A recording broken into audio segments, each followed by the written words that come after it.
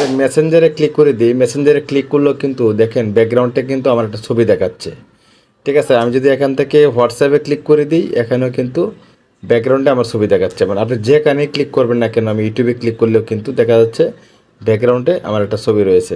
মানে এখন অসাধারণ এই কাজটা আপনি কীভাবে করবেন, মানে আপনার ছবি যাকে আপনার প্রিয়জনের ছবি হতে পারে, যে কোনো ছবি কিন্তু আপনি এরকম ব্যাকগ্রাউন্ডে ক্লিক করে দেবেন। দেখেন আমি যদি এখান থেকে ক্যাপকার্টে প্রবেশ করি, এখানেও ব্যাকগ্রাউন্ডে আমার ছবি দেখাচ্ছে।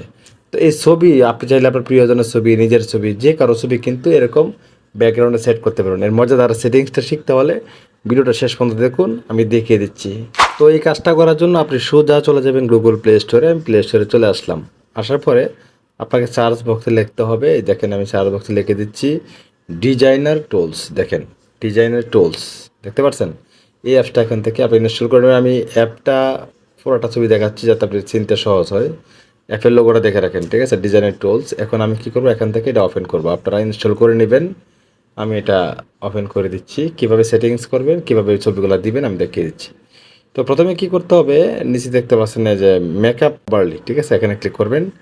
এখানে ক্লিক দেওয়ার পরে আপনাকে এখানে একটি ফটো ফ্রেম দেখাবে, আপনি জাস্ট এখানে ক্লিক করবেন। হ্যাঁ, এখানে ক্লিক করলে অ্যালাউ চাইবে, অ্যালাউটা দিয়ে দিবেন। আমি অ্যালাউ দিয়ে দিলাম।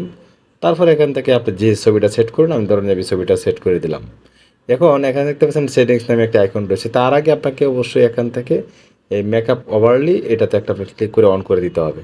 আবার অ্যালাউ চাচ্ছে, আমি অ্যালাউ ক্লিক করে দিলাম। দেখেন সেট হয়ে গেছে। এখন আপনি চাইলে এখানে সেটিংস রয়েছে, এখানে কাস্টমাইজ করতে পারেন। কাস্টমাইজ হলো যে আপনি চাইলে একটু কম রাখতে পারেন, ফুল রাখতে পারেন, আপনার ইচ্ছা মতন। তো আমি ঠিক এই মিডিলে দিয়ে রাখলাম। তারপরে এখান থেকে ভার্টিক্যাল এলিগেন এটা আপনি কাস্টমাইজ করে রাখতে পারেন। তারপরে এখান থেকে এটা ছবি নাড়াতে পারবেন।